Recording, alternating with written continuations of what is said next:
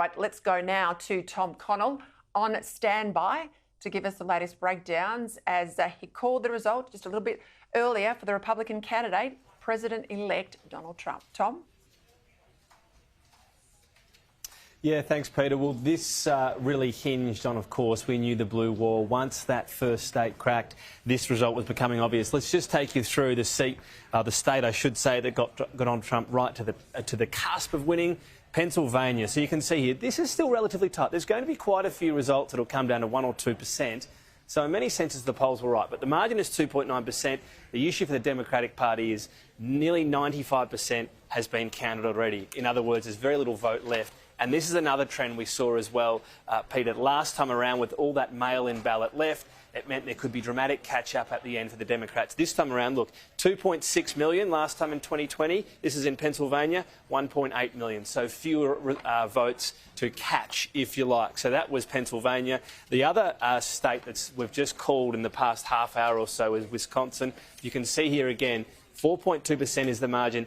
88%, though, is counted this time around. What's happening here is Milwaukee. This was the last hope for the Democrats that a big vote in Milwaukee would allow them to catch up. Well, the rate that vote is coming in, it's not coming in fast enough. So again, this is going to be a Donald Trump victory in Wisconsin. So where that leaves things right now, if we go to, let's have a look at our map. So I might just compare 2020 first of all. This was the result for Joe Biden.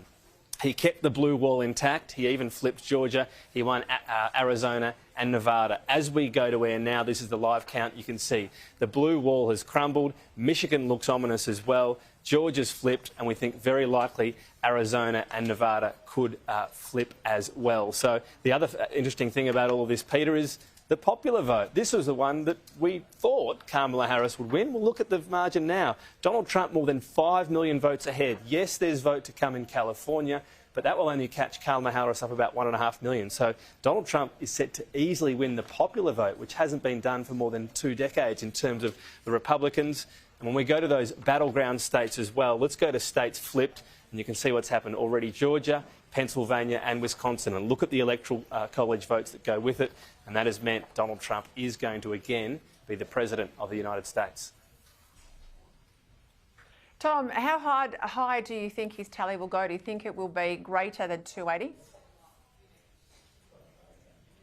I think it will, Peter. So let's look at what there is to go, first of all. When we're looking at some of those states we haven't called just yet, Arizona, I'm quite confident will be a Donald Trump victory. Why, when it's only 1% and 51% counted? Because we know the very early vote counted is Democrat leaning. It's early and it's mail-in ballots. They count them first in Arizona. Every state has different rules. So as a result, you'd want to be 3 or 4% up if you're Kamala Harris. That's not the case. She's actually behind. So I just want to see a little bit more trend to make sure that's the case.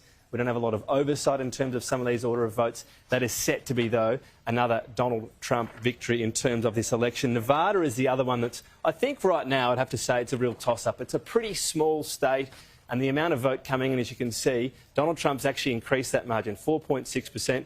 I tell you what, on that, with 78% counted, he'd be a reasonable favourite. Clark County dominates Nevada. So I'd want to see how the last 20% there is trending before declaring that. But that's a good sign now, I'd say, for Donald Trump. So it'd be a reasonable chance of winning that. And the other one as well, in terms of that blue wall. So there's one at the moment that hasn't fallen, but it's extremely likely to. See what the latest figures are in Michigan. OK, so 70% counted at 6.5%. The issue so far as well, I've been looking at Wayne County. It's the biggest one there. Kamala Harris way underperforming compared to Joe Biden. So on those numbers, she simply won't make that up. It's highly likely, almost certain, Michigan goes that way again. Again, when we look at the early vote, 2.8 million. It's actually up overall 3.1 million. But the problem is, pardon me, the mail-in ballots aren't going to arrive in Michigan the way they did last time. So where that puts us, the likelihood in terms of what Donald Trump will actually get to, 280 as you mentioned right now. I'd be very confident he wins Michigan, which again gets him up to 295, highly likely Arizona as well. That takes him to 300, 306. Nevada we're calling a toss-up. So either 306 or he gets to 312 with Nevada. So this is not a narrow win, as I alluded to again before. The popular vote, you can see a significant margin for Donald Trump, which hasn't been done for a long time by a Republican. Tom, give me a readout of the Congress too, please. Yeah, well, these two battles, let's have a look at both of them. First of all, the House. This could take quite a while. We've seen 189 to 163. We haven't had the toss-ups essentially decided right now. This could take the best part of a month with the nature of the House. So that's right now as we go to where unclear. Republicans have to be favourites in that, given where some of those toss-up races are going, and of course the overall election result. We do know what's going to happen in the Senate, though. Already we've had the Republicans flip the required 2. They have control of the Senate. We still have 6 more races to call in that, but already they have the 51 requisite, so they're going to control. Obviously, they've got the President, the Senate, the House, somewhat of a toss-up, and they've won the majority vote in terms of the popular vote. So right now, it's looking likely to be a clean sweep for the Republican Party.